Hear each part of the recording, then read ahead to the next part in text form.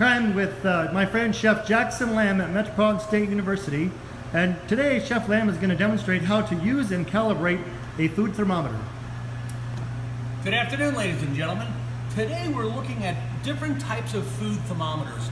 Real quick, what's with a food thermometer? Why is it important?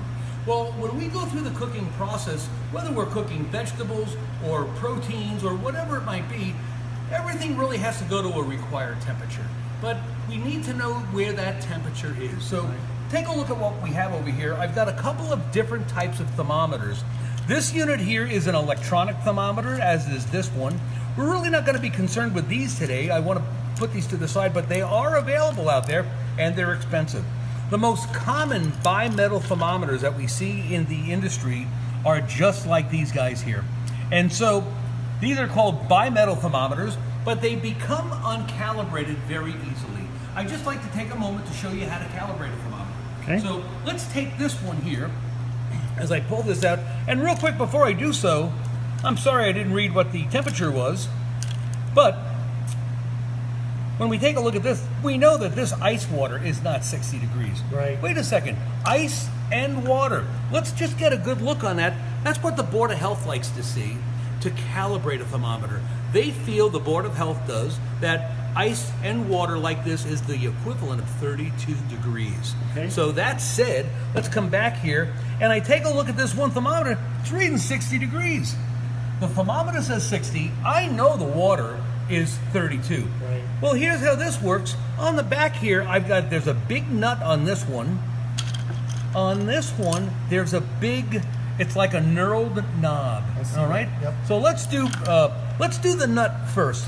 Usually, if you've got a thermometer that's got a nut like this, it comes with a holder. This goes in my pocket of my chef uniform. But look at this; it's like a little wrench down here. Oh yeah, I see that. Yep. So we're going to just put this in here like so.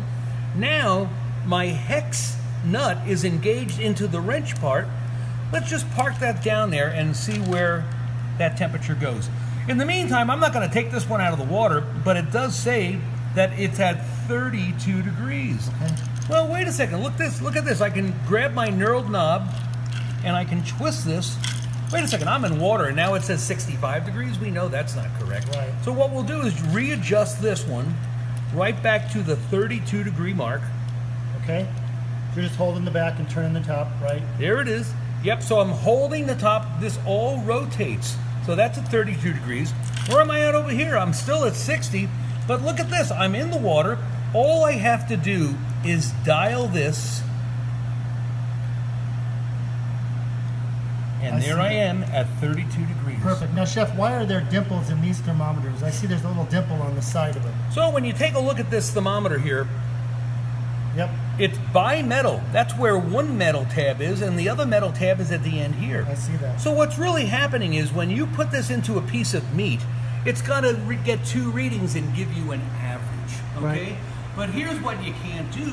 You can't take this and stick it into a steak like this, because now it's sticking at the bottom end, you're not reading anything. Right. So whether you're going to try to test the temperature on a steak, on a big porterhouse, or even on a burger, I recommend that you take your thermometer and you come in from the side. Got it. And if you can do that, you're going to get a very accurate reading, and that's how it will read.